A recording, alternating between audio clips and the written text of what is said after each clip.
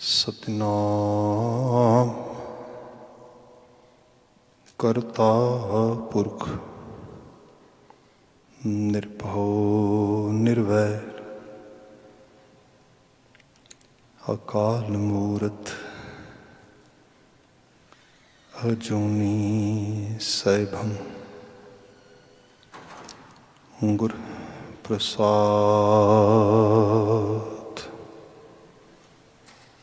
ज्ञान ध्यान किछ कर्म ना जाना नाहि न निर्मल करनी साध संगत के अंचल लाओ बिखम नदी जाए तरनी।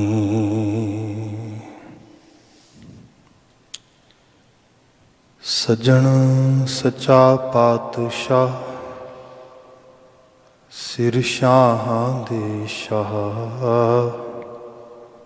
जिस पास बैठिया सोही है सबना दा विसाह। जिस पास बैठिया सोही है सबना दा विसाह। सतनाम वाहिगुरु साहिब जियो सूही महला पंजवा।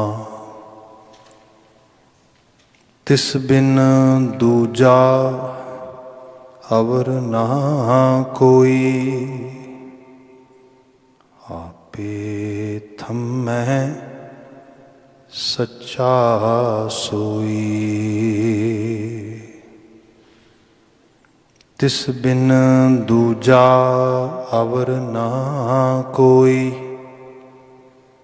आपे थमै सच्चा सोई। हर हर नाम मेरा आधार करण कारण समर्थ अपार रहा। सब रोग मिटावे नवा निरोआ नानक रखा आपे हुआ। सब रोग मिटावे नवा निरोआ नानक रखा आपे हुआ। वाहिगुरु जी का खालसा वाहिगुरु जी की फतेह। जुगो जुग अटल शब्द सतगुरु तन तन गुरु ग्रंथ साहिब जी दातार पिता अकाल पुरख वाहिगुरु जी आप जियां दी अपार बख्शिश है। जीवन दे सफ़र विच एक होर बड़ा सुखमई आनंदमई जीवन असीं माणदे होए एक होर दिन संपूर्ण रूप विच अज माणिया है प्राप्त किया है। अकाल पुरख वाहिगुरु का कोटान कोट शुक्र है धन्नवाद है।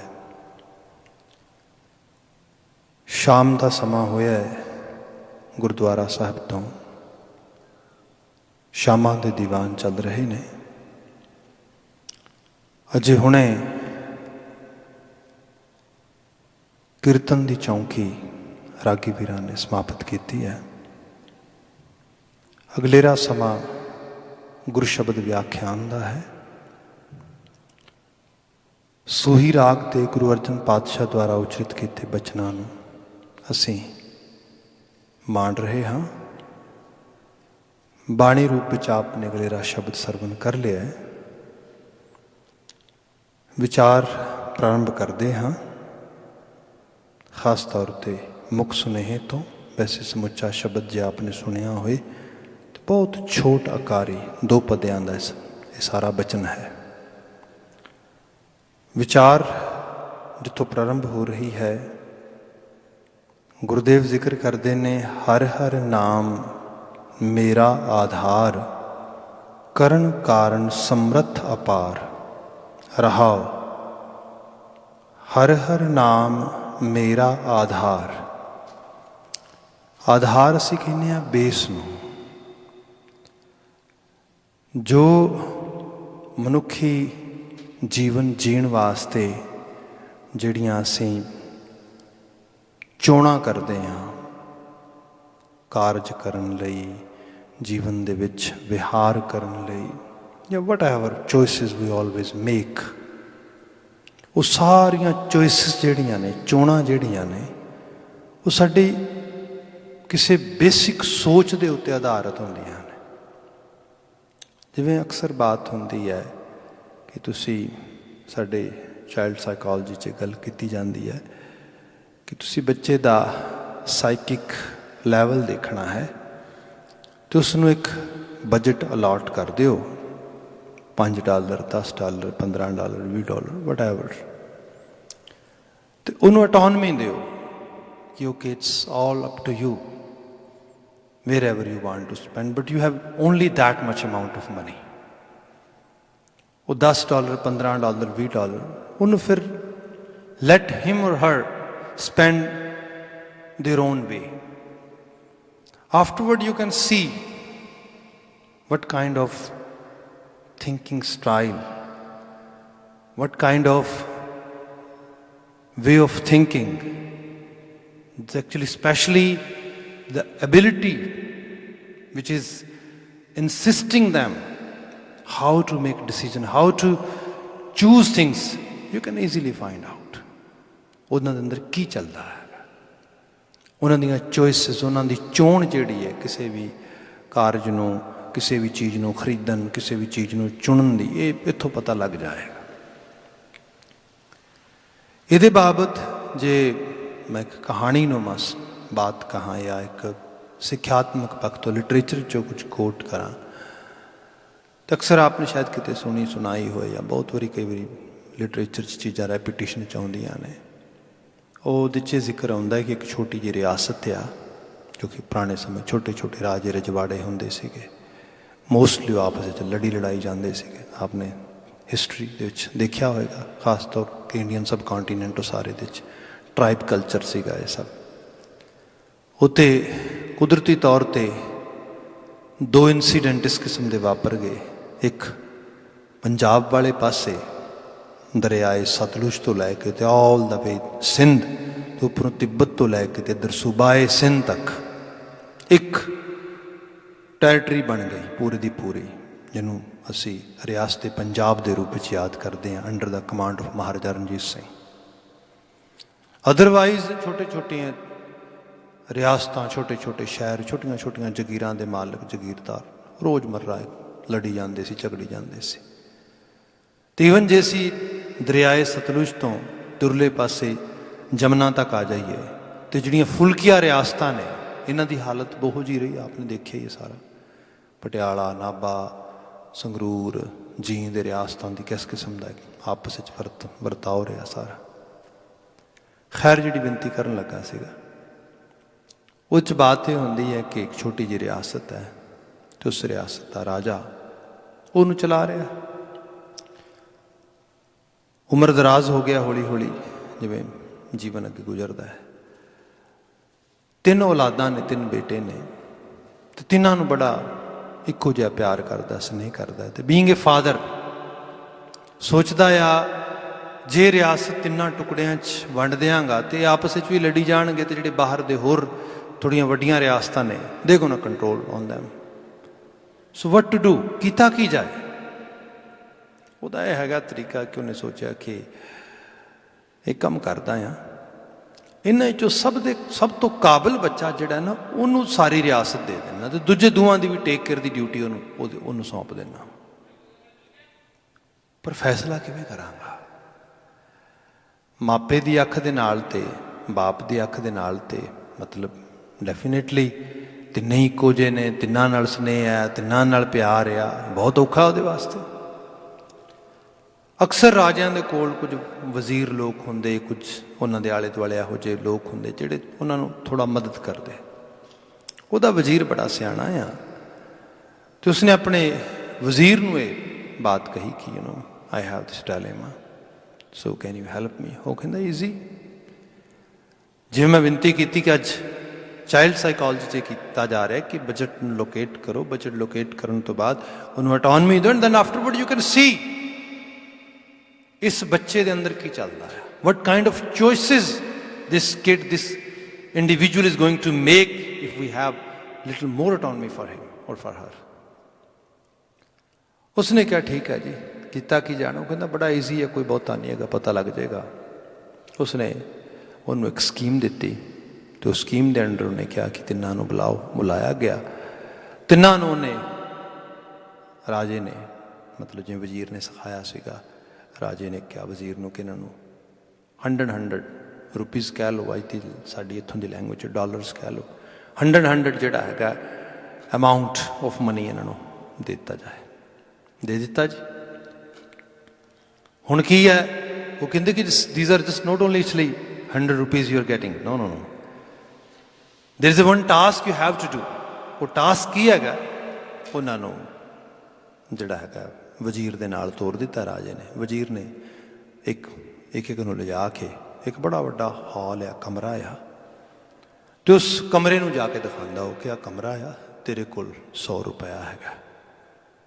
With the help of these $100 your duty is to fulfill this whole space in this hall with anything, ਜੋ ਤੈਨੂੰ ਲੱਗਦਾ ਚੰਗਾ, ਜੋ ਇਹਦੇ 100 ਰੁਪਏ 'ਚ ਆ ਸਕਦੀ ਹੈ, ਤੂੰ ਆਪ ਇਸ ਦੀ ਚੋਣ, ਤੂੰ ਜੋ ਕਿ ਆਖਰਕਾਰ ਚੋਣ ਹੋਣੀ ਹੈ ਕਿ ਕੱਲ੍ਹ ਨੂੰ ਤੂੰ ਮਨੀ ਨੂੰ ਕਿਵੇਂ ਮੈਨੇਜ ਕਰੇਗਾ, ਸਾਰਾ ਸਪੇਸ ਕਿਵੇਂ ਸਰ ਮਤਲਬ everything that is going to tell us ਤੇਰੇ 'ਚ ਐਬਿਲਿਟੀ ਕੀ ਹੈਗੀ ਹੈ।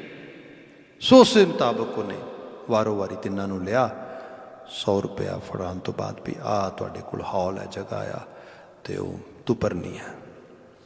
ਹੁਣ ਉਹ ਤਿੰਨਾਂ ਨੇ ਕੀ ਕੀਤਾ, 100 ਰੁਪਇਆ ਮਿਲਿਆ। ਅਕਸਰ ਬੰਦਾ, ਬਹੁਤ ਰੇਅਰਲੀ ਕੋਈ ਬੰਦਾ ਹੁੰਦਾ ਜਿਹੜਾ ਬੜਾ ਇੰਡੀਪੈਂਡੈਂਟਲੀ ਡਿਸੀਜਨ ਬਣਾਉਂਦਾ ਆ।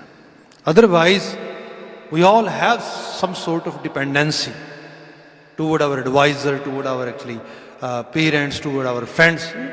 ਇਹ ਚੀਜ਼ ਅਕਸਰ ਸੰਸਾਰ 'ਚ ਅਸੀਂ ਦੇਖਦੇ ਹੈਗੇ। ਇਹ ਵੀ ਤਿੰਨੇ ਹੁਣ ਜਿਵੇਂ 100 ਰੁਪਇਆ ਮਿਲਿਆ, ਆਪਾਂ ਆਪਣੇ ਦੋਸਤਾਂ ਕੋਲ, ਮਿੱਤਰਾਂ ਕੋਲ, ਸਾਥੀਆਂ ਕੋਲ, ਐਡਵਾਈਜ਼ਰ ਕੋਲ ਭੱਜੇ ਨੇ ਨਾਲ ਦੀ ਨਾਲ ਵੀ ਉਹ ਕੰਮ ਮਿਲਿਆ ਬੜਾ ਜ਼ਰੂਰੀ। ਕੀ ਮਿਲਿਆ ਭਾਈ? ਉਹ ਕਹਿੰਦਾ ਜੀ ਫਾਦਰ ਨੇ, ਡੈਡ ਨੇ 100 ਰੁਪਇਆ ਦਿੱਤਾ ਅਤੇ ਨਾਲ ਇਹ ਹਾਲ ਦਿੱਤਾ ਪੂਰਾ ਦਾ ਪੂਰਾ ਭਰਨ ਵਾਸਤੇ, ਅਤੇ ਸ਼ਾਮ ਤੱਕ ਦਾ ਟਾਈਮ ਹੈ ਸਾਡੇ ਕੋਲ, so until evening time we have to finish this task. ਉਹ ਦੋਸਤ ਕਹਿੰਦੇ ਗੱਲ ਹੀ ਕੁਝ ਨਹੀਂ ਹੈ, 100 ਰੁਪਇਆ ਇਟਸ ਅ ਹਿਊਜ ਅਮਾਊਂਟ, ਅਸੀਂ ਤੇ ਸਾਰਾ ਹਾਲ ਜਿਹੜਾ ਆ ਉਹੀ gonna fulfil it even with money. ਕਹਿੰਦਾ 100 ਰੁਪਏ ਨਾਲ ਮਨੀ? ਕਹਿੰਦਾ ਇਹ ਕਿਵੇਂ? ਕਹਿੰਦਾ ਬਹੁਤ ਕਮਾਲ ਦੀ ਸਕੀਮ ਆ। ਸਕੀਮ ਇਹ ਹੈ ਕਿ ਆਪਾਂ 100 ਰੁਪਇਆ ਲਗਾ ਕੇ ਇਹਦੇ ਨਾਲ ਜੂਆ ਖੇਡਾਂਗੇ, ਗੈਂਬਲਿੰਗ। ਵੀ ਗੋਨਾ ਗੋ ਨੈਚੁਰਲੀ ਜਿਹੜਾ ਹੈਗਾ ਕਿਸੇ ਕਸੀਨੋ, ਕਿਸੇ ਗੈਂਬਲ ਹਾਊਸ 'ਚ ਜਾ ਕੇ ਵੀ ਗੋਨਾ ਸਟਾਰਟ ਗੈਂਬਲਿੰਗ। 100 ਦਾ 200, 200 ਦਾ 400, 400, ਟਰਾਈ ਟੂ ਥਿੰਕ। ਉਹਨਾਂ ਨੇ ਸਾਰਾ ਉਹਨੂੰ ਸੁਪਨਾ ਦਿਖਾਇਆ, ਉਹ ਜਾ ਕੇ ਆਪਣਾ ਲਗਾਉਣਾ ਸ਼ੁਰੂ ਕਰਤਾ। ਅਤੇ ਆਪ ਦੇਖਦੇ ਹੋ ਕਿ ਇੱਕ ਬਾਤ ਸਾਡੇ ਈਡੀਅਮਸ ਵਿੱਚ ਕਹੀ ਜਾਂਦੀ ਹੈ ਕਿ ਕਦੀ ਕਿਸੇ ਜੁਆਰੀ ਦਾ ਘਰ ਨਹੀਂ ਵਸਿਆ। ਬਾਣੀ 'ਚ ਬਚਨ ਹੈ, ਗੁਰੂ ਮਹਾਰਾਜ ਜੋ ਸਾਨੂੰ ਤਸ਼ਬੀਹ ਦਿੰਦੇ ਨੇ ਅਤੇ ਕਹਿੰਦੇ ਨੇ ਜ਼ਿੰਦਗੀ ਗੈਂਬਲ ਕਰਨ ਵਾਸਤੇ ਨਹੀਂ ਮਿਲੀ। Don't try to actually ruined or try to destroy this life. No, no, no.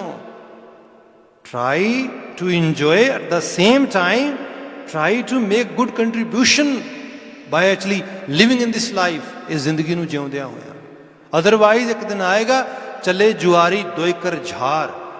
ਜਿਵੇਂ ਜੁਆਰੀ ਜਿਹੜਾ ਜੂਏ ਦੇ ਅੱਡੇ ਤੋਂ ਦੋਵੇਂ ਹੱਥ ਝਾੜ ਕੇ ਨਿਕਲਦਾ, ਐਵੇਂ ਸੰਸਾਰ ਤੋਂ ਵਿਦਾ ਹੋਏਗਾ।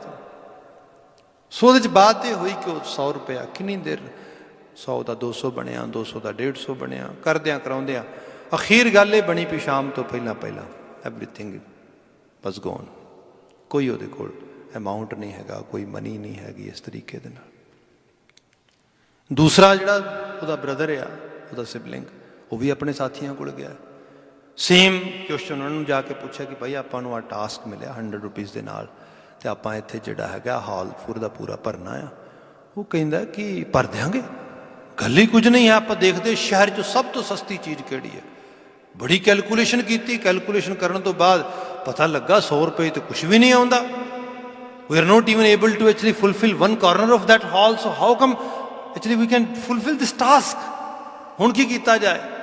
ਅਖੀਰ ਗੱਲ ਇਹ ਬਣੀ ਵੀ ਇਸ 100 ਰੁਪਏ ਦੇ ਵਿੱਚ ਅਸੀਂ ਨਾ ਲੇਬਰ ਜਿਹੜੀ ਉਹ ਹਾਇਰ ਕਰਦੇ ਹਾਂ, ਅਤੇ ਸ਼ਹਿਰ ਦੀ ਜਿਹੜੀ ਚੀਜ਼ ਫ੍ਰੀ ਹੈ ਉਹ ਲਿਆ ਕੇ ਕਮਰਾ ਭਰ ਦਿੰਦੇ ਹਾਂ। ਫ੍ਰੀ ਕੀ ਹੈ ਭਾਈ ਸ਼ਹਿਰ ਦੇ ਵਿੱਚ? ਫ੍ਰੀ ਇਹ ਹੈ ਵੀ ਗਾਰਬੇਜ ਸਾਰ ਚਪੇਰੇ ਪਿਆ ਆ, ਉਹ ਤਾਂ ਫ੍ਰੀ ਚ ਹੀ ਨਾ, ਭਰਨਾ ਹੀ ਹੈ ਨਾ ਕਮਰਾ। ਲੇਬਰ ਲਾ ਕੇ ਸਾਰਾ ਕਮਰਾ ਭਰ ਕੇ ਗਾਰਬੇਜ ਨਾਲ ਭਰ ਦੇਣਾ, ਸਾਰਾ ਗਾਰਬੇਜ ਨਾਲ ਭਰਦਾ। ਤੀਸਰਾ ਜਿਹੜਾ ਸੱਜਣ ਆ ਉਹ ਵੀ ਆਪਣੇ ਦੋਸਤਾਂ ਕੋਲ ਗਿਆ, ਅਤੇ ਉਹਨਾਂ ਜਿਹੜਾ ਸੱਜਣ ਮਿੱਤਰ ਨੇ ਉਹਦੇ, ਉਹਨਾਂ ਨੇ ਕਿਹਾ ਵੀ ਗੱਲ ਇਹ ਹੈ ਵੀ ਛੋਟੀ ਚੀਜ਼ ਨਹੀਂ, it's not easy thing. And second thing, ਇਹਦੇ ਨਾਲ ਰਾਜੇ ਨੂੰ ਕੀ ਮਿਲੇਗਾ? ਕਮਰਾ ਭਰਵਾ ਕੇ ਜਾਂ 100 ਰੁਪਇਆ ਦੇ ਕੇ। ਐਕਚੁਅਲ ਲੈਵਲ ਤੇ they are ਐਗਜ਼ਾਮਿਨਿੰਗ you, they are trying to test, are you capable to run this whole country or not? So that's why they are giving you this task. So you have to demonstrate that yes, we have that capability, we can run, we can govern this whole nation. ਹੁਣ ਇੱਥੋਂ ਬਾਤ ਆਈ, ਉਹਨੇ ਕਿਹਾ ਠੀਕ ਹੈ ਜੀ, ਕੀਤਾ ਕੀ ਜਾਏ। ਉਹਨਾਂ ਨੇ ਵੀ ਆਪਣੇ ਤਰੀਕੇ ਨਾਲ ਜਿਹੜਾ 100 ਰੁਪਏ ਦੇ ਵਿੱਚੋਂ ਕੁਝ ਸਮਾਨ ਖਰੀਦ ਕੇ ਆਪਣੇ ਕਮਰੇ 'ਚ ਜਿਸ ਤਰੀਕੇ ਦੀ ਬਾਤ ਕਰਨੀ ਸੀ ਕੀਤੀ। ਸ਼ਾਮ ਪੈ ਗਈ, ਸ਼ਾਮ ਪੈ ਗਈ, ਅਤੇ ਹੁਣ ਰਾਜੇ ਨੇ ਵਜ਼ੀਰ ਨੂੰ ਨਾਲ ਲਿਆ, ਅਤੇ ਨਾਲ ਲੈ ਕੇ ਵਜ਼ੀਰ ਨੂੰ ਕਿਹਾ ਵੀ ਵਜ਼ੀਰ ਸਾਹਿਬ ਚਲੋ ਜਿਹੜਾ ਟਾਸਕ ਦਿੱਤਾ ਸੀਗਾ ਦੇਖੀਏ ਕੀ ਕੀਤਾ ਆ। ਜਦੋਂ ਪਹਿਲੇ ਬੇਟੇ ਨੂੰ ਜੋ ਕਮਰਾ ਅਲਾਟ ਕੀਤਾ ਸੀਗਾ, ਹਾਲ ਵੀ ਇਹ ਭਰਨਾ ਹੈਗਾ, ਉੱਥੇ ਗਏ, ਨਾ ਉਹ ਬੇਟਾ ਆਇਆ, ਨਾ ਉਹ ਹਾਲ ਖਾਲੀ ਪਿਆ ਸਾਰੇ ਦਾ ਸਾਰਾ। ਪੁੱਛਿਆ ਆਲੇ ਦੁਆਲੇ, ਹੁਣ ਕਿਵੇਂ? ਉਹ ਤੇ 100 ਰੁਪੀਜ਼ ਜਿਹੜੇ ਸੀਗੇ ਉਹ ਤੇ ਉਹਨੇ ਜੂਏ 'ਚ ਸੱਟ ਦਿੱਤੇ, ਗਵਾ ਦਿੱਤੇ। ਰਾਜੇ ਨੇ ਕਿਸੇ ਦੀ ਡਿਊਟੀ ਵੀ ਲਾਈ ਸੀ ਸੀਕ੍ਰੇਟਲੀ ਵੀ ਭਾਈ ਦੇਖੋ ਵੀ ਕੋਈ ਜਿਹੜੀ ਚੀਜ਼ ਹੈ ਇਹ ਕੀ ਕਰਦੇ ਨੇ। ਉਹਨੂੰ ਬੁਲਾਇਆ, ਹਾਂ ਭਾਈ ਤੈਨੂੰ ਡਿਊਟੀ ਲਗਾਈ ਸੀ। ਉਹ ਕਹਿੰਦਾ ਜੀ ਮੈਂ ਸਾਰਾ ਸ਼ਾਮ ਤੱਕ ਉਹਨੂੰ ਫੋਲੋ ਕੀਤਾ ਹੈਗਾ, ਅਤੇ ਉਹ ਤੇ ਇਸ ਵਕਤ ਕਿਤੇ ਸ਼ਹਿਰ 'ਚ ਮੈਨੂੰ ਨਜ਼ਰ ਵੀ ਨਹੀਂ ਪੈਂਦਾ, ਕਿਉਂਕਿ ਉਹ ਤੇ ਮੂੰਹ ਵਿਖਾਉਣ ਦੇ ਕਾਬਿਲ ਵੀ ਨਹੀਂ ਰਿਹਾ। He is full with embarrassment because he has realised that he is not able to fulfil this task at all. ਕੀ ਹੋਇਆ ਭਾਈ? ਉਹਨੇ ਜੂਏ 'ਚ ਪੈਸੇ ਗਵਾ ਦਿੱਤੇ। ਵਜ਼ੀਰ ਨੇ ਕਿਹਾ ਅੱਜ 100 ਦਮੜਾ ਦਿੱਤਾ ਹੀ, ਆਹ ਹਾਲ ਕੀ ਕੀਤਾ ਇਹਨੇ? ਜੇ ਪੂਰੀ ਰਿਆਸਤ ਦੇਗਾ ਕੀ ਕਰੇਗਾ? ਰਾਜੇ ਨੂੰ ਸਮਝ ਲੱਗ ਗਈ, ਹਾਂ ਗੱਲ ਠੀਕ ਹੈ। ਇਹਦਾ ਸੋਚਣ ਦਾ ਤਰੀਕਾ, ਇਹਦੀਆਂ ਜਿਹੜੀਆਂ ਚੋਇਸਿਸ ਨੇ, ਜਿਹੜੀਆਂ ਚੋਣਾਂ ਨੇ, ਉਹ ਵਾਈਜ਼ ਨਹੀਂ ਗਈ। ਖੈਰ ਦੂਸਰੇ ਬੇਟੇ ਨੂੰ ਜਿਹੜਾ ਜਗ੍ਹਾ ਜਿਹੜੀ ਕਮਰਾ ਦਿੱਤਾ ਸੀ ਉੱਥੇ ਪਹੁੰਚੇ, ਸੜਹਾਂਦ ਆ ਰਹੀ, ਬਦਬੂ ਆ ਰਹੀ, ਕਮਰੇ ਦੇ ਕੋਲ ਖੜਿਆ ਨਹੀਂ ਜਾ ਰਿਹਾ, ਬੁਰੀ ਹਾਲਤ ਆ। ਉਹ ਆਪਣੇ ਸਾਥੀਆਂ ਨਾਲ ਲੈ ਖੜਾ ਉੱਥੇ, ਕਹਿੰਦਾ ਦੇਖੋ ਜੀ ਕਮਰਾ ਫੁੱਲ ਆ। ਕਾਹਦੇ ਨਾਲ ਫੁੱਲ ਆ? ਗਾਰਬੇਜ ਨਾਲ। ਆ ਕੀ ਕੀਤਾ ਤੂੰ? ਇਹ ਵੀ ਕੋ ਕਰਦਾ ਆ, ਸਾਰਾ ਗੰਦ ਭਰ ਦਿੱਤਾ ਕਮਰੇ ਦੇ ਵਿੱਚ। ਕਹਿੰਦੇ ਤੁਸੀਂ ਕਿਹਾ ਸੀਗਾ? ਕਿਹਾ ਤੇ ਸੀਗਾ, ਪਰ ਇਹ ਕੋਈ ਚੋਣ ਥੋੜਾ ਆ। ਰਾਜਾ ਬੜਾ ਉਦਾਸ ਹੁੰਦਾ ਹੈ, ਤੇ ਵਜ਼ੀਰ ਕਹਿੰਦਾ ਉਦਾਸ ਹੋਣ ਦੀ ਲੋੜ ਨਹੀਂ ਹੈ। ਅਸਲ 'ਚ ਗੱਲ ਇਹ ਹੈ ਵੀ ਜੋ ਇਹਨੇ ਇੱਥੇ ਬਣਾਇਆ ਹੈ, ਜੇ ਇਹਨੂੰ ਰਿਆਸਤ ਦੇਂਗਾ, same thing he is gonna do with your ਰਿਆਸਤ। ਠੀਕ ਹੈ ਜੀ। ਹੁਣ ਰਾਜਾ ਤੀਸਰੇ ਬੇਟੇ ਵੱਲ ਗਿਆ। ਜੋ ਤੀਸਰੇ ਬੇਟੇ ਵੱਲ ਗਿਆ ਤਾਂ ਬੇਟਾ ਉਸ ਕਮਰੇ ਦੇ ਵਿੱਚ ਬੈਠਾ ਆ, ਆਪਣੇ ਕੁਝ ਸਾਥੀ ਇੱਕ ਦੋ ਨੇ ਉਹਨਾਂ ਦੇ ਨਾਲ ਆਰਾਮ ਦੇ ਨਾਲ। ਤਾਂ ਉਨੀ ਦੇਰ ਤੱਕ ਸ਼ਾਮ ਪੈਂਦੀ ਕਾਫੀ ਹਨੇਰਾ ਵੀ ਆ ਗਿਆ, ਬਾਹਰ ਹਨੇਰਾ ਹੋ ਗਿਆ ਕਾਫੀ ਜ਼ਿਆਦਾ।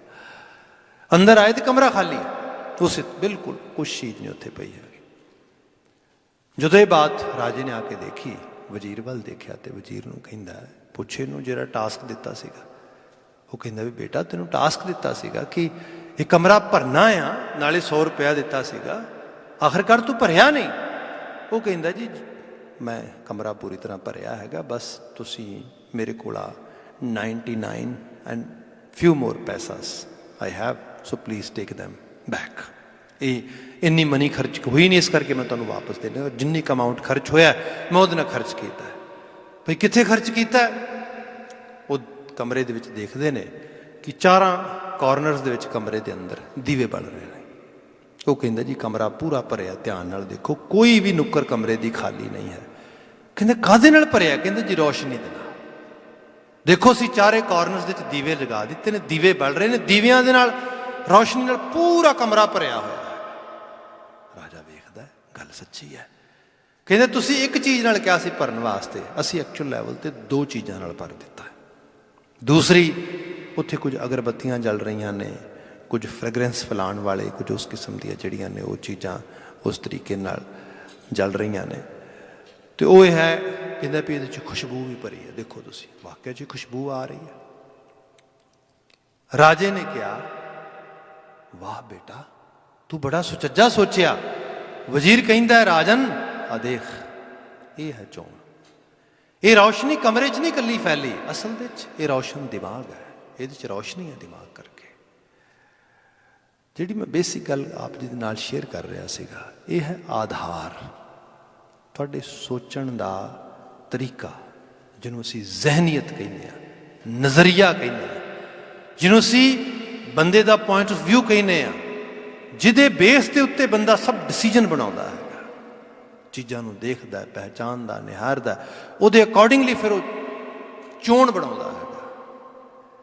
ਜਿਹਦੇ ਸੋਚਣ ਦਾ ਆਧਾਰ ਉਹੀ ਮਾੜਾ ਆ, ਉਹ ਕਿਸੇ ਇਨਫਲੂਐਂਸ ਵਿੱਚ ਆ, ਕਿਸੇ ਸਵਾਰਥ ਵਿੱਚ ਆ, ਕਿਸੇ ਵਕਾਰ ਵਿੱਚ ਆ, ਕਿਸੇ ਵਿਦਾਊਟ ਐਨੀ ਜਸਟ। ਕਈ ਵਾਰੀ ਹੁੰਦਾ ਕੁਝ ਲੋਕੀ ਐਵੇਂ ਹੀ, ਜਿਹਨੂੰ ਕਿਹਾ ਜਾਏ ਕਿ ਬਸ ਜੋ ਹੋ ਰਿਹਾ ਉਸੇ ਤਰੀਕੇ ਨਾਲ ਚੱਲੀ ਜਾਂਦੇ ਨੇ, ਕੋਈ ਉਹਦੇ ਬਾਰੇ ਅਵੇਅਰ ਨਹੀਂ, ਲਿਟਰੇਸੀ ਨਹੀਂ ਹੈਗੀ।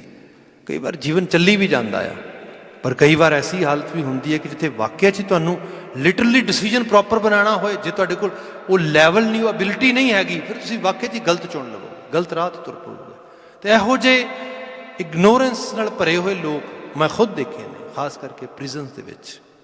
ਜਦੋਂ ਮੈਨੂੰ ਇੰਨੇ ਸਾਲ ਹੋ ਗਏ ਉੱਥੇ ਕੰਮ ਕਰਦਿਆਂ, ਅਤੇ ਮੈਂ ਦੇਖਦਾ ਬਹੁਤ ਸਾਰੇ ਇੰਡੀਵਿਜੂਅਲਸ, ਉਹ ਸੋਚਿਆ ਸਮਝੇ ਨਹੀਂ ਹੁੰਦਾ ਵੀ ਇੱਕ ਦਿਨ ਜੋ ਮੈਂ ਕੰਮ ਕਰਨ ਲੱਗਾ, ਜੋ ਮੈਂ ਜਿਸ ਕਿਸਮ ਦੇ ਮੈਂ ਅਮਲ ਕਰ ਰਿਹਾ, ਇਹਦਾ ਸਿੱਟਾ ਕੀ ਨਿਕਲੇਗਾ। ਇਹ ਸਾਰੇ ਦੇ ਉੱਤੇ ਗੁਰੂ ਬਾਬਾ ਜੀ ਨੇ ਕਿਹਾ ਤੂੰ ਇੱਕ ਕੰਮ ਕਰਿਆ ਕਰ, ਜਿਹੜੀ ਤੇਰੀ ਸੋਚਣ ਦਾ ਤਰੀਕਾ ਆ, ਜਿਹੜਾ ਤੇਰਾ ਬੇਸ ਆਫ ਥਿੰਕਿੰਗ ਆ, ਉਸ ਨੂੰ ਪ੍ਰੋਪਰਲੀ ਜਿਹੜਾ ਹੈਗਾ ਬਿਲਡ ਕਰ, ਉਹਨੂੰ ਬਣਾ। ਜਿਵੇਂ ਕਿਸੇ ਚੀਜ਼ ਦੀ ਨੀਂਹ ਬਣਾਈ ਜਾਂਦੀ ਹੈ, ਕਿਸੇ ਸਟਰਕਚਰ ਨੂੰ ਬਿਲਡ ਕਰਨ ਵਾਸਤੇ ਉਹਦੀ ਫਾਊਂਡੇਸ਼ਨ ਬਿਲਡ ਕੀਤੀ ਜਾਂਦੀ ਹੈਗੀ।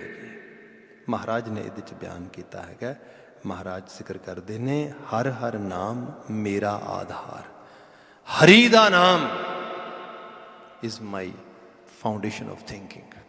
ਰੱਬ ਦਾ ਨਾਮ, ਰੱਬ ਦਾ ਓਟ ਆਸਰਾ, ਰੱਬ ਦਾ ਧਿਆਨ ਜਿਹੜਾ ਆ, ਇਹਦੇ 'ਚ ਇਹ ਹੈਗਾ ਕਿ ਬੰਦਾ ਜਦੋਂ ਇੱਕ ਬੜੇ ਉਮਦਾ ਅਤੇ ਬੜੇ ਸੁਚੱਜੇ ਬਲੀਵ ਸਿਸਟਮ ਨਾਲ ਆਪਣੀ ਐਸੋਸੀਏਸ਼ਨ ਬਣਾਉਂਦਾ ਹੈਗਾ, ਕਿਉਂਕਿ ਰੱਬ ਇੱਕ ਬਲੀਵ ਦਾ ਨਾਂ ਹੈਗਾ, ਇੱਕ ਵਿਸ਼ਵਾਸ ਦਾ, ਇੱਕ ਫੇਥ ਦਾ, ਅਤੇ ਉਹਦੇ ਨਾਲ ਫਿਰ ਬਹੁਤ ਸਾਰੀਆਂ ਚੀਜ਼ਾਂ ਆਪਣੇ ਆਪ ਆ ਜਾਂਦੀਆਂ ਨੇ। ਇੱਕ ਤਾਂ ਆ ਜਾਂਦਾ ਕਿ ਜੀਵਨ ਨੂੰ ਮਕਸਦ ਮਿਲ ਜਾਂਦਾ ਹੈ ਕਿ ਮੈਂ ਆਪਣੇ ਆਪ ਨੂੰ ਕਿਸ ਪਾਸੇ ਲਗਾਉਣਾ ਹੈਗਾ। ਜਿਵੇਂ ਗੁਰਸਿੱਖੀ ਦੇ ਵਿੱਚ ਅਸੀਂ ਨੂੰ ਅਹਿਸਾਸ ਆ ਕਿ ਤੁਸੀਂ ਕਈ ਵਾਰੀ ਪੰਜਾਬ ਵਿੱਚ ਟਰੱਕਾਂ 'ਤੇ ਟਰਾਲੀਆਂ 'ਤੇ ਲਿਖਿਆ ਪੜ੍ਹਿਆ ਹੋਏਗਾ ਕਿ ਮੇਰਾ ਰੁੱਸੇ ਨਾ ਕਲਗੀਆਂ ਵਾਲਾ ਤੇ ਜੱਗ ਭਾਵੇਂ ਸਾਰਾ ਰੁੱਸ ਜਾਏ। What is this? ਇਹਨੂੰ ਗੁਰਬਾਣੀ ਦੇ ਮੁਤਾਬਕ ਮੈਂ ਪੜ੍ਹ ਕੇ ਸੁਣਾਵਾਂ ਤੁਹਾਡੇ ਸਾਹਮਣੇ। ਤੁਸੀਂ ਸ਼ਬਦ ਪੜ੍ਹਦੇ ਆ, ਜਾਮ ਗੁਰੂ ਹੋਏ ਵੱਲ ਧਨੇ ਕਿਆ ਗਾਰਬ ਦੀਜੈ, ਜਾਮ ਗੁਰੂ ਹੋਏ ਵੱਲ ਲੱਖ ਬਾਹੇ ਕਿਆ ਕੀਜੈ, ਜਾਮ ਗੁਰੂ ਹੋਏ ਗਲ, ਜਾਮ ਗੁਰੂ ਹੋਏ ਵੱਲ। ਜੇ ਮੇਰੇ ਵੱਲ ਗੁਰੂ ਆ ਜਾਏ ਨਾ ਤੇ ਫਿਰ ਮੈਨੂੰ ਕਿਹਦੀ ਪਰਵਾਹ ਆ? ਜੇ ਮੇਰੀ ਐਸੋਸੀਏਸ਼ਨ ਗੁਰੂ ਦੇ ਨਾਲ ਬਣ ਗਈ, ਗੁਰੂ ਨਾਲ ਮੇਰੀ ਸਾਂਝ ਬਣ ਗਈ, ਜਾਮ ਗੁਰੂ ਹੋਏ ਵੱਲ ਧਨੇ, ਦੁਨੀਆ ਦਾ ਸਭ ਤੋਂ ਵੱਡਾ ਧਨ, ਦੌਲਤ, ਸਰਮਾਇਆ ਇਹ ਮੇਰੇ ਕੋਲ ਆ ਜਾਏਗਾ। ਅਕਸਰ ਕਈ ਵਾਰੀ ਚੀਜ਼ਾਂ ਹੁੰਦੀਆਂ ਨੇ। ਮੇਰੇ ਮਿੱਤਰ ਹੈਗੇ ਨੇ ਬੜੇ ਪਿਆਰੇ ਇੱਕ ਸਟੇਟਸ ਦੇ ਵਿੱਚ, ਸਦਰਨ ਸਟੇਟਸ ਦੇ ਵਿੱਚ, ਅਤੇ ਉਹ ਇੰਨੇ ਮਤਲਬ ਹਾਈਲੀ ਐਜੂਕੇਟਡ ਵੀ ਨਹੀਂ ਹੈਗੇ, ਅਤੇ ਇੰਨੇ ਜ਼ਿਆਦਾ ਉਸ ਤਰੀਕੇ ਨਾਲ ਕਈ ਵਾਰ ਬੜੇ ਹੁੰਦੇ ਨੇ, ਬੜੇ ਲੋਕ ਕਾਨੂੰਨੀ ਸਿਆਣੇ ਅਤੇ ਬੜੇ ਹਰ ਚੀਜ਼ ਨੂੰ ਬੜੇ ਕੈਲਕੂਲੇਟ ਕਰਕੇ ਚੱਲਣ ਵਾਲੇ। No no no, it was very easy going person and very actually down to earth and totally just making some kind of bold decisions. जिवें बात की इस तरीके ਨਾਲ, ਤੇ ਉਹ ਕਹਿੰਦੇ ਕਿ ਬਾਤ ਇਹ ਹੈ, ਮੈਂ ਜਦੋਂ ਉਹਨਾਂ ਨੂੰ ਦੇਖਿਆ ਬੜੇ ਵੱਡੇ ਕਾਰੋਬਾਰੀ ਨੇ ਉੱਥੇ, ਚੰਗਾ ਕਾਰੋਬਾਰ ਚੱਲਦਾ ਸਭ ਚੀਜ਼ਾਂ ਦੇ ਰੂਪ ਦੇ ਵਿੱਚ। ਤੇ ਉਹ ਸਾਰੀ ਗੱਲਬਾਤ ਵਿੱਚ ਜਦੋਂ ਅਸੀਂ ਬਾਤ ਕੀਤੀ ਤੇ ਮੈਂ ਕਿਹਾ ਅੰਕਲ ਕਮਾਲ ਹੈ ਵੀ ਤੁਸੀਂ ਦਸਤੇ ਆਏ, ਮੇਰੇ ਨਾਲ ਆਇਆ ਸੀ, ਆ ਮੇਰੇ ਤੋਂ ਪਹਿਲਾਂ ਦੇ ਆਏ ਨੇ ਪਰਿਵਾਰ ਆ, ਪਰ ਉਹਦਾ ਬੜਾ ਇੱਕ ਸਟੇਟਸ ਜਿਹੜਾ ਹੈਗਾ ਫਾਈਨੈਂਸ਼ੀਅਲੀ ਉਹ ਬੜਾ ਹਾਇਰ ਹੈਗਾ ਦੂਜਿਆਂ ਦੇ ਮੁਕਾਬਲੇ ਤਾਂ। ਤੇ ਮੈਂ ਕਿਹਾ ਇਹ ਕਿੱਦਾਂ ਬਾਤ ਬਣੀ ਹੈ?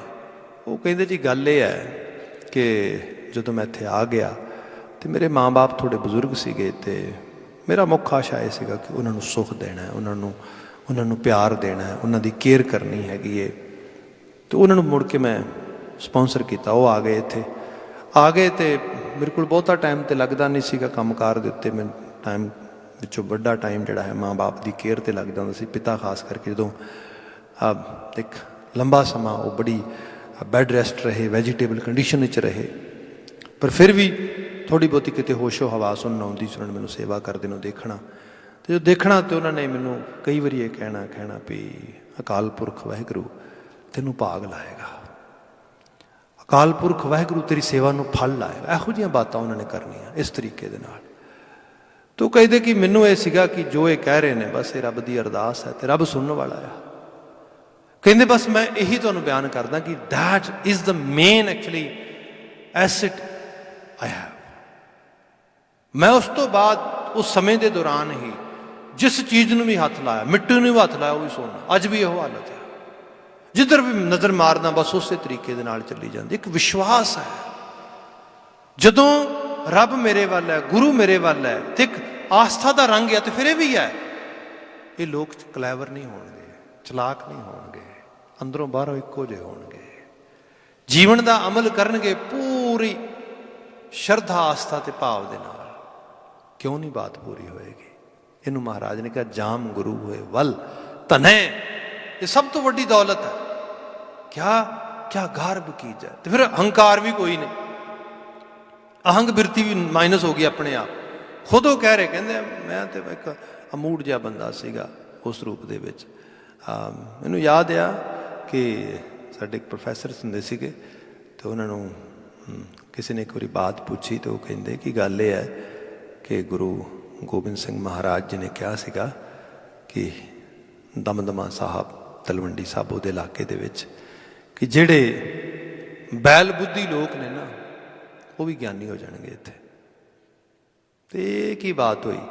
ਤੇ ਪ੍ਰੋਫੈਸਰ ਸਾਹਿਬ ਕਹਿੰਦੇ ਮੇਰੇ ਵੱਲ ਦੇਖ ਲਓ, ਮੈਂ ਉਸੇ ਇਲਾਕੇ ਤੋਂ ਆ ਰਿਹਾ ਹਾਂ ਜਿੱਥੇ ਨੇੜੇ ਤੇੜੇ, ਜਦ ਮੈਂ ਆਪਣੇ ਵੱਲ ਅੱਜ ਤੇ ਹਾਲਾਤ ਫਿਰ ਕਹਿੰਦੇ ਬਦਲੇ ਨੇ, ਕੁਛ ਵੀ ਨਹੀਂ ਹੁੰਦਾ ਸੀਗਾ, ਕੋਈ ਨੇੜੇ ਸਕੂਲ ਨਹੀਂ, ਕੋਈ ਕਾਲਜ ਨਹੀਂ, ਕੋਈ ਪੜ੍ਹਨ ਵਾਲਾ ਮਾਹੌਲ ਨਹੀਂ, ਸਾਰਾ ਇਨਫਰਾਸਟਰਕਚਰ ਹੈ ਹੀ ਕੋਈ ਨਹੀਂ। ਉਹਦੇ ਬਾਵਜੂਦ ਵੀ ਤਾਲੀਮ ਆ ਗਈ, ਸਭ ਚੀਜ਼ਾਂ ਆ ਗਈਆਂ। ਅੱਜ ਇਸ ਲੈਵਲ 'ਤੇ ਕੀ ਹੈ? ਇਹ ਮੇਰੇ ਗੁਰੂ ਦਾ ਮੇਰੇ ਵੱਲ ਹੋ ਜਾਣਾ ਹੈ, ਉਹਦੀ ਅਸੀਸ ਮੈਨੂੰ ਮਿਲ ਜਾਣੀ ਹੈ। ਵਿਸ਼ਵਾਸ ਹੈ ਜਾਮ ਗੁਰੂ ਹੋਏ ਵੱਲ ਧਨੈ ਕਿਆ ਗਰਬ ਦੀਜੈ। ਫਿਰ ਹੰਕਾਰ ਵੀ ਕੋਈ ਨਹੀਂ, ਇਹ ਗੁਰੂ ਦਾ ਤਰਸ ਹੈ ਮੇਰੇ ਉੱਤੇ। ਜਾਮ ਗੁਰੂ ਹੋਏ ਵੱਲ ਲਖ ਬਾਹੇ ਕਿਆ ਕੀਜੈ, ਮੇਰਾ ਰੁੱਸੇ ਨਾ ਕਲਗੀਆਂ ਵਾਲਾ ਤੇ ਜੱਗ ਭਾਵੇਂ ਸਾਰਾ ਰੁੱਸੇ। ਮਾਇਨੇ ਕੀ ਨੇ? ਆਧਾਰ ਇਹ ਬਣ ਜਾਏ ਸੋਚ ਦਾ, ਮੇਰੀ ਐਸੋਸੀਏਸ਼ਨ ਮੇਰੇ ਗੁਰੂ ਤੇ ਮੇਰੇ ਰੱਬ ਨਾਲ ਬਣੀ ਹੈ, ਕਰਤਾਰ ਬੌੜੀ ਕਰੇਗਾ, ਉਹ ਬਖਸ਼ਿਸ਼ ਕਰੇਗਾ। ਇਹ ਸੋਚ ਦਾ ਲੈਵਲ ਆ ਜਾਏ। ਇਹਦੇ ਵਿੱਚੋਂ ਫਿਰ ਤੁਸੀਂ ਕਈ ਵਾਰੀ ਇਹ ਮੰਨੀ ਗਈ ਇਹ ਬਾਤ, people who are able to manage risk of their lives, they can do much better compared to people who always live in some kind of fear or some kind of scary thoughts. No. ਉਹਨਾਂ ਲੋਕਾਂ ਦਾ ਜਿਹੜਾ ਹੈਗਾ ਹਾਲਤ ਇਹ ਹੁੰਦੀ ਹੈ ਕਿ ਡਰ ਦੇ ਵਿੱਚ ਜੀਵਨ ਬਤੀਤ ਕਰ ਦਿੰਦੇ। ਕਿਤੇ ਕੋਈ ਡਿਸੀਜਨ ਲੈਣਾ ਹੈ, ਫੈਸਲਾ ਲੈਣਾ ਹੈ, ਹਰ ਵਕਤ ਯਕੋਂ ਤੱਕੋਂ ਵਿੱਚ ਹੀ ਰਹਿਣਾ ਹੈ। ਆਧਾਰ ਫਾਊਂਡੇਸ਼ਨ ਠੀਕ ਨਹੀਂ ਹੈ। ਫਾਊਂਡੇਸ਼ਨ ਇਹ ਹੋਏ ਫਿਰ ਇਹ ਹੈ ਜੇ ਗੁਰੂ ਨਾਲ ਐਸੋਸੀਏਸ਼ਨ ਹੈ, ਗੁਰੂ ਨਾਲ ਸਾਂਝ ਹੈ, ਤੇ ਗੁਰੂ ਨੇ ਕਿਹਾ ਹੈ ਉਹ ਕਾਰਜ ਕਰੀ ਜਿਸ ਕਾਰਜ ਨੂੰ ਕਰਦਿਆਂ ਹੋਇਆਂ ਤੇਰਾ ਤੇ ਭਲਾ ਹੋਏ, ਦੂਜਿਆਂ ਦਾ ਵੀ ਭਲਾ ਹੋਏ। ਉਸ ਕਾਰਜ ਨੂੰ ਕਰੀ ਜਿਸ ਕਾਰਜ ਨੂੰ ਕਰਦਿਆਂ ਹੋਇਆਂ ਤੈਨੂੰ ਅਹਿਸਾਸ ਰਹੇ ਕਿ ਮੈਂ ਜਿਸ ਪਾਸੇ, ਜਿਸ ਰਾਹ ਦੇ ਉੱਤੇ ਤੁਰ ਰਿਹਾ ਹੈਗਾ ਆ, ਇਹਦੇ ਸਦਕਾ, ਇਹਦੇ ਨਾਲ ਮੈਂ ਆਪਣੇ ਗੁਰੂ ਤੇ ਆਪਣੇ ਰੱਬ ਦੀ ਪ੍ਰਸੰਨਤਾ ਦਾ ਮਾਲਕ ਬਣਾਂਗਾ। ਇੱਥੇ ਮਹਾਰਾਜ ਬਿਆਨ ਕਰਦੇ ਨੇ, ਸਭ ਜ਼ਿਕਰ ਕਰਦੇ, ਹਰ ਹਰ ਨਾਮ ਮੇਰਾ ਆਧਾਰ, ਕਰਨ ਕਾਰਨ ਸਮਰੱਥ ਅਪਾਰ। फिर जिहड़ा मेरा नाम आधार मैनू दिता गया मेरे दाते ने या मैंने मेरी सोच जिहड़ी बन गई है वो च है करण कारण समर्थ अपार। वो आप ही जिहड़ा अपार उरला ते पारला बन्ना कोई नहीं दिसता जिदा, तो वह करण कारण दे समर्थ है। करण कारण दे समर्थ अज असीं बड़े पोस्ट मॉडर्न पीरीयड विच भी देखते हाँ कि लोकी जिहड़े ने बड़े सुपरस्टिशियस इन्फ्लुएंसिस दे विच जींदे ने वड्डे लैवल ते अक्सर इहो जिहियां चीज़ां रोज़मर्रा हुंदियां ने। कोई कहिंदा भी हाँ भाई तेनू आ चीज़ मिल ते सकदी पर तेरी किस्मत नहीं है, तेरा मुकद्दर नहीं काम करदा, तेरे भाग नहीं चंगे, या होर बहुत सारिया चीज़ां इस तरीके दे नाल फैलाईयां जांदियां ने। तू फलां तरह का तवीत पाला है, फलां तरह का नग पाला है, फलां तरह की मतलब सब चीज़ां सुपरस्टिशियस वे दे नाल सब उस चीज़ां दे नाल बंदे नूं जिहड़ा डील किया जाता है। ਇਹਦੇ ਨਾਲ समाज की एक अजीब हालत बनती है। जी मैं डर की बात की, ये भी एक डर बंदे के जहन च बंदे की सुरत च उकर जाता है। फिर यह भी कहा जाता है काज तां होएगा भी जो कोई चीज़ भी मिलनी है तां मिलेगी तेनों जे आ कंडीशन फुलफिल होएगी। वो कंडीशन की है जिवें वास्तु वाले कई बार कह देते हैं। मैं तो अपने शहर च एक बड़े कमाल की एक एग्जाम्पल देखी सी। साडे उत्थे एक बड़ा वधिया जिहड़ा स्वीट सेंटर सीगा काइंड ऑफ जिन्हों कह लो कि मिठाइयां का स्टोर, तो वह बड़ा बिजी बड़ा चलता है। तो हालात ये बड़े कि अक्सर तुसीं देखते हो लोकेशन इज़ एवरीथिंग। लोग लोग बिजनेस वगैरह करते हैं तो जी लोकेशन सी उस लोकेशन के पहला कुछ यहो जी शॉप सीगियां जिथे लोगों की आवाजाही ज़्यादा सी। उस पासे हौली हौली हालत ये बनी कि उस पासे लोगों की आवाजाही घट गई तो शॉप्स जिहड़ियां आले दुआले सीगियां वो डिफरेंट तरीके दी बन गई। हुण उधर कोई मिठाइयां की खरीददारी वगैरह जी घटनी शुरू हो गई। उन्होंने कहा भी ये कि बनया, किसी ने सुजैसट किया भी तुसीं किसी वास्तु वाले नूं बुलाओ, हो सकता कोई वास्तु दोष आ गया होए। वो कहते ठीक है जी। तो वो 4 स्टोरी शॉप सी, थले बेसमेंट से ऊपर 3 स्टोरी बने से। वो काफ़ी महंगा उन्होंने चार्जिस पे करके वास्तु वाला लिया। जो लिया तो उसनों क्या उन्होंने कहता जी हाँ बाकी सब ठीक है, तुहाडे ते बेसमेंट जी है ठीक नहीं हैगी, इनू पूरी तरह बंद करो, फलां करो यहो जिहियां चीज़ां कही। वो कहते ठीक है। उहदे नाल होया ये कि बिना सोचे समझे बेसमेंट सारे की सारी च लिया के उन्होंने सारिया इट्टां लगा दित्तियां, बंद करती। असीं जिहड़ा टॉप का फ्लोर सीगा उहदे च कुछ होर। हुण उहदे नाल होया कि उन्हां दी होर ज़्यादा जिहड़ा हैगा रूम कंजक्सट हो गया। जिहड़े हलवाई वगैरह रिहायश वगैरह से किते दूर लैनी पै गई। उन्होंने प्रॉपर मिठाइयां नहीं बना पाते, लेट होना शुरू हो गया। वो सारी करन कराने के दौरान भी बहुत सारे एक्सपेंसिस लग गए सब चीज़ां। अखीर साडियां अखां दे सामने वो पूरे का पूरे जिहड़ा हैगा फैमिली बिजनेस बैंकरप्ट हो गया। They have to file bankruptcy and they were going totally out of the business. इसदा मायना की है? देखो गुरु ये कहंदा आ, गुरु कहंदा विवेक बुद्ध, विवेकशीलता, nature of job, nature of business, ये चेंजेस होंगे ने, बदलते हैं। आप सारे कोविड-19 विचों लंघ रहे हो। तुसी जे किते जनवरी के महीने में ईवन सोचो कि जिहड़ी सब तो वड्डी सर्विसिस लोगों ने इंटरनेट के जरिए यूज़ की है जूम, ये इस तरीके नाल होएगी। हालांकि उस तो पहला उहदे उत्ते ये सारे जिहड़ा हैगा ये सारी सर्विसिस के उत्ते ये सारे दे सारा जिहड़ा इंटरनेट रनिंग बिजनेस सीगा ते उत्ते इल्ज़ाम लग रहे सीगे कि they are jeopardising people's privacy and due to that reason some kind of actually बड़ी कंट्रोवर्सी चल रही सी। भाई इन्हों के थ्रू मीटिंग्स ना करो, इन्हों के थ्रू मीटिंग लीक हो जाती सब कुछ। पर होया कि एकदम चॉइस कोई नहीं बची। एकदम जिहड़ा हैगा पूरा दा पूरा बिजनेस किस पासे नूं चला गया। इन बिन एमाजॉन का तुसीं देखो। इहदे मुकाबलतन जिन्हां लोगों ने पहला किते इन्वेस्टमेंट की सीगी, कल भी बात हो रही सीगी अम्यूजमेंट पार्कस दे विच, जिवें डिजनीलैंड आ, जिवें वंडरलैंड आ, इहो जिहियां जगह दे विच सोचिया जा रहा सीगा कि these are the gold mines. अज तुसीं हालत देख लो, nature of job, nature of business, ये करते दी विद्या। हालात सब दे काबू च नहीं हुंदे, पर जो तेरे कोल मौजूद है उहदे विच विवेक नूं यूज करदे होए डिसीजन बना। ਅੱਜ ਦੀ ਤਾਰੀਖ 'ਚ ਕਿਹਾ ਜਾਂਦਾ ਹੈਗਾ। ਇਹੋ ਜਿਹੇ ਕੰਮਾਂ ਕਾਰਾਂ ਵਿੱਚ ਆਪਣੇ ਆਪ ਨੂੰ ਲਗਾਓ, ਤੁਹਾਡੇ ਕੋਲ ਰੂਮ ਹੋਏ, ਤੁਸੀਂ ਆਪਣੇ ਆਪ ਨੂੰ ਇਸ ਤਰੀਕੇ ਦੇ ਨਾਲ ਸੋਚ ਕੇ ਚੱਲੋ। ਬਾਕੀ nothing is guaranteed over here. ਅਸੀਂ ਤੇ ਗੁਰੂ ਗ੍ਰੰਥ ਸਾਹਿਬ ਦੇ ਬਚਨਾਂ 'ਚ ਪੜ੍ਹਦੇ ਹਾਂ, ਮਹਾਰਾਜ ਬਿਆਨ ਕਰਦੇ ਨਾ ਵੀ ਚੇਤੇ ਰੱਖੀ ਕਬਹੂ ਖੀਰ ਖਾਂਡ ਘਿਓ ਨਾ ਭਾਵੈ। ਕਦੀ ਘਰਾਂ ਦੇ ਵਿੱਚ ਖੀਰਾਂ ਡੁੱਲਦੀਆਂ ਨੇ, ਖੰਡਾਂ ਡੁੱਲਦੀਆਂ ਨੇ, ਮਤਲਬ ਪੁਰਾਣੇ ਸਮੇਂ 'ਤੇ ਇਹੀ ਹੁੰਦਾ ਸੀ ਮਿੱਠਾ ਵਗੈਰਾ ਜ਼ਿਆਦਾ ਖਾਣ ਵਾਸਤੇ। ਅੱਜ ਦੇ ਹਾਲਾਤਾਂ 'ਚ ਦੇਖ ਲਓ ਵੀ ਬੇਤਹਾਸ਼ਾ ਪਦਾਰਥ ਪਿਆ, ਫਰਿੱਜਾਂ ਭਰੀਆਂ ਪਈਆਂ ਨੇ, ਪੈਂਟਰੀਜ਼ ਭਰੀਆਂ ਪਈਆਂ ਨੇ, ਕਵਰਡਸ ਭਰੀਆਂ ਪਈਆਂ ਨੇ ਫੂਡਸ ਦੇ ਨਾਲ, and still people they are thinking no ਅੱਜ ਖਾਣ ਨੂੰ ਨਹੀਂ ਜੀ ਕਰਦਾ। ਕਿਉਂ ਨਹੀਂ ਜੀ ਕਰਦਾ? ਕਿਉਂਕਿ ਖਾਣ ਵਾਸਤੇ ਹੈ ਨਹੀਂ ਕੁਛ, 50 ਚੀਜ਼ਾਂ ਪਈਆਂ ਨੇ। ਭਾਈ ਇਹ ਹਾਲਤ ਆ ਵੀ ਇੰਤਹਾ ਹੋਣ ਦੇ ਬਾਵਜੂਦ ਵੀ ਬੰਦਾ ਸੋਚਦਾ ਨਹੀਂ ਇਹੋ ਜਿਹੀ ਹਾਲਤ 'ਚ ਵੀ ਲੋਕੀ ਜੀਂਦੇ ਨੇ। ਕਬਹੂ ਖੀਰ ਖਾਂਡ ਘਿਓ ਨਾ ਭਾਵੈ। ਤੇ ਮਹਾਰਾਜ ਕਹਿੰਦੇ ਦਾਤੇ ਤੋਂ ਡਰਿਆ ਕਰ, ਸ਼ੁਕਰ ਕਰਿਆ ਕਰ, ਉਹਦਾ ਧੰਨਵਾਦ ਕਰਿਆ ਕਰ। ਕਿਉਂ? ਇਹੋ ਜਿਹੇ ਹਾਲਾਤ ਸਦਾ ਰਹਿਣਗੇ ਜ਼ਰੂਰੀ ਨਹੀਂ।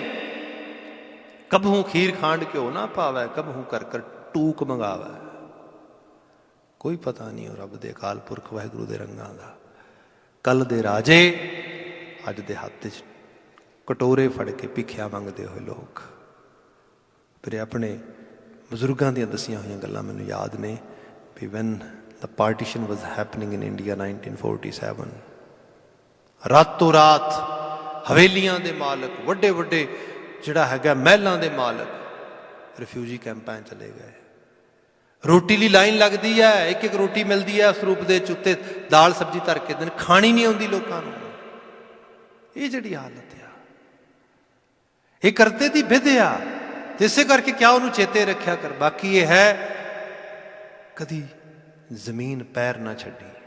ਨਾਮ ਦਾ ਆਧਾਰ ਵੀ ਇਹੀ ਹੈ। ਇਹਨੂੰ ਮਹਾਰਾਜ ਦੀ ਬਾਣੀ 'ਚ ਅਸੀਂ ਇਸ ਤਰ੍ਹਾਂ ਪੜ੍ਹਦੇ ਹਾਂ, ਫਰੀਦਾ ਖਾਕ ਨਾ ਨਿੰਦੀ ਹੈ, ਗ੍ਰਾਸ ਰੂਟ ਤੋਂ, ਮਿੱਟੀ ਤੋਂ ਦੂਰ ਨਾ ਜਾਈ, ਮਿੱਟੀ ਦੇ ਨਾਲ ਸਾਂਝ ਰੱਖੀ। ਅੱਜ ਹੀ ਮੈਂ ਨਿਊਯਾਰਕ ਟਾਈਮਜ਼ ਦਾ ਜਿਹੜਾ ਹੈਗਾ ਇੱਕ ਬੜਾ ਉਮਦਾ ਆਰਟੀਕਲ ਪੜ੍ਹ ਰਿਹਾ ਸੀਗਾ ਕਿ ਜਿਹਦੇ 'ਚੋਂ ਜ਼ਿਕਰ ਕਰਦੇ ਨੇ ਕਿ how to feed people doesn't matter it's pandemic or any kind of demonstration is happening, try to learn from Sikhs। ਸਿੱਖਾਂ ਤੋਂ ਲਰਨ ਕਰੋ। ਭਾਵੇਂ ਪੈਂਡੈਮਿਕ ਹੈਪਨ ਹੋ ਰਹੀ ਹੈ ਤੇ ਭਾਵੇਂ ਡੈਮੋਸਟ੍ਰੇਸ਼ਨ ਹੋ ਰਹੇ ਨੇ, ਕਿਵੇਂ ਲੋਕਾਂ ਨੂੰ ਫੀਡ ਕਰਨਾ ਆ। ਇਹ ਜਿਹੜੀ ਬਾਤ ਹੈ ਕੀ ਹੈ? ਲੰਗਰਾਂ ਦੀ ਸੇਵਾ ਕਰਨੀ, ਗੁਰਦੁਆਰੇ ਦੀ ਸੇਵਾ, ਗੁਰਦੁਆਰੇ 'ਚ ਸੇਵਾ ਕਰਨੀ, ਇਹ ਸਾਰੇ ਹਾਲਾਤ ਇਹ ਸਿਖਾਉਂਦੇ ਤੁਹਾਨੂੰ ਬਣਾਉਣਾ ਕਰਨਾ। ਸਭ ਚੀਜ਼ਾਂ ਦੇ ਵਿੱਚ ਬੰਦਾ ਗ੍ਰਾਸ ਰੂਟ ਲੈਵਲ 'ਤੇ ਦੇਖਦਾ ਚੀਜ਼ਾਂ। ਜਿਹੜਾ ਬੰਦਾ ਹੱਥ ਲਿਬੜਨ ਤੋਂ ਡਰਦਾ, ਜਿਹੜਾ ਬੰਦਾ ਮਿੱਟੀ ਹੋਣ ਤੋਂ ਡਰਦਾ, ਜਿਹੜਾ ਇਸ ਲੈਵਲ 'ਤੇ ਥੱਲੇ ਲੈਵਲ 'ਤੇ ਲੋਕਾਂ ਦੇ ਦੁੱਖ ਸੁੱਖ ਵਿੱਚ ਸ਼ਰੀਕ ਨਹੀਂ ਹੁੰਦਾ, ਜੇ ਕਿਤੇ ਦੁੱਖ ਸੁੱਖ ਆ ਜਾਏ ਉਹਦੇ ਲਈ ਜਰਨਾ ਵੀ ਔਖਾ ਹੋ ਜਾਂਦਾ ਹੈਗਾ।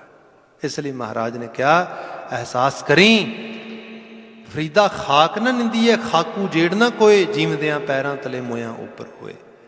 ਇੱਥੇ ਬਚਨ ਕਿਹਾ ਕਿ ਕਰਨ ਕਾਰਨ ਵਾਲਾ ਅਕਾਲ ਪੁਰਖ ਵਾਹਿਗੁਰੂ ਉਹੀ ਸਮਰੱਥ ਹੈ।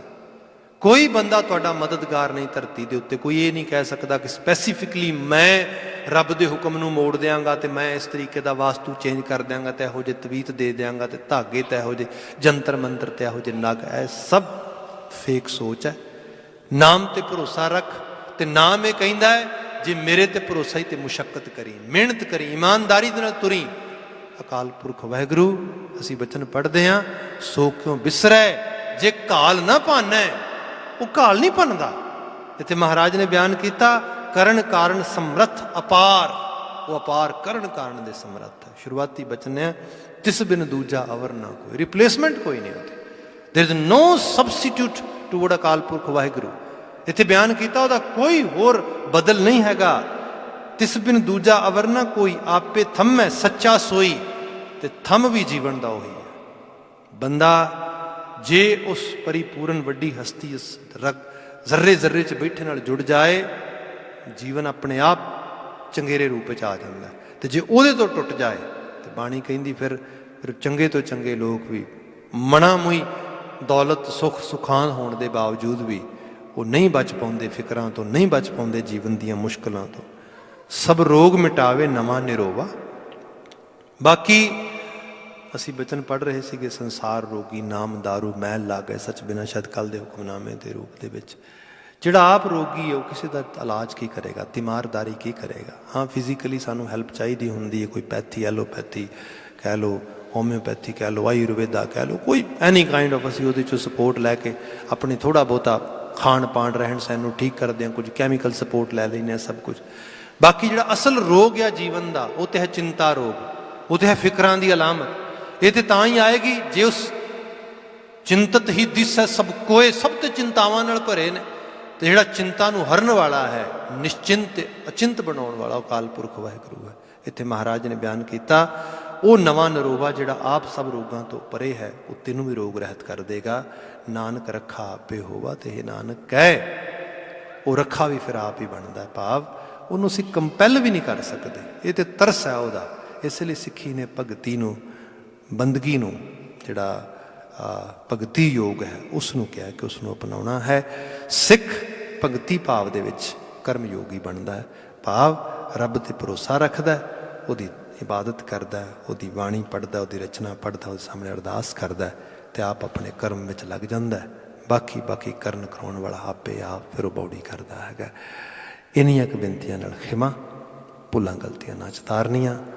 ਜਿਵੇਂ ਕਿ ਆਪ ਖਬਰਾਂ ਵਗੈਰਾ ਸੁਣ ਰਹੇ ਹੈਗੇ, ਕਰੋਨਾ ਦੀ ਸਿਚੁਏਸ਼ਨ ਵਿੱਚ ਅਸੀਂ ਅੱਗੇ ਆ ਰਹੇ ਹਾਂ। ontario ਤੇ ਸਾਰੇ ਇਲਾਕੇ ਦੇ ਵਿੱਚ ਜਿਹੜਾ ਸੈਕਿੰਡ ਫੇਸ ਹੈ ਉਹ ਆ ਰਿਹਾ ਫਰਾਈਡੇ ਤੋਂ। They are allowing some kind of congregation, they are allowing some kind of gathering and allowing some open to some kind of businesses. But still at the same time ਜਿਹੜੇ ਸਾਡੇ ਖਾਸ ਕਰਕੇ guard ਨੇ ਅਸੀਂ down ਨਹੀਂ ਕਰਨੇ। We should not down our guards. We should try to practice or exercise social distancing. Try to actually practice your hygienes properly. ਅਤੇ ਬਾਕੀ ਮਾਲਕ ਦੇ ਚਰਨਾਂ 'ਚ ਅਰਦਾਸ ਆ। ਮੁਸ਼ਕਿਲਾਂ ਆਉਂਦੀਆਂ ਨੇ, ਮਨੁੱਖ ਮਾਲਕ 'ਤੇ ਭਰੋਸਾ ਕਰਦਿਆਂ ਹੋਇਆਂ ਆਪਣੇ ਕਰਮ ਨੂੰ ਪੂਰਾ ਕਰੇ। ਉਹ ਤਰਸ ਕਰਨ ਵਾਲਾ ਉਸ ਨੂੰ ਹੌਲੀ ਹੌਲੀ ਕਰਕੇ ਉਸ ਰੂਪ ਵਿੱਚ ਕੱਢ ਦਿੰਦਾ ਅਤੇ ਹਰ ਚੀਜ਼ ਸਿਖਾਉਂਦੀ ਹੈ। ਇਹ ਵੀ ਬਹੁਤ ਕੁਝ ਸਿਖਾ ਕੇ ਗਿਆ ਹੈ। ਇਹਦੇ ਬਾਰੇ ਵੀ ਆਉਂਦੇ ਸਮੇਂ ਚਰਚਾ ਹੁੰਦੀ ਰਹੇਗੀ। ਪਰ ਅੱਜ ਵਾਸਤੇ ਇੱਥੇ ਸਮਾਪਤੀ। ਸਭ ਪ੍ਰੇਮ ਆਵਾਜ਼ ਦੇਣਾ ਜੀ। ਵਾਹਿਗੁਰੂ ਜੀ ਕਾ ਖਾਲਸਾ, ਵਾਹਿਗੁਰੂ ਜੀ ਕੀ ਫਤਿਹ।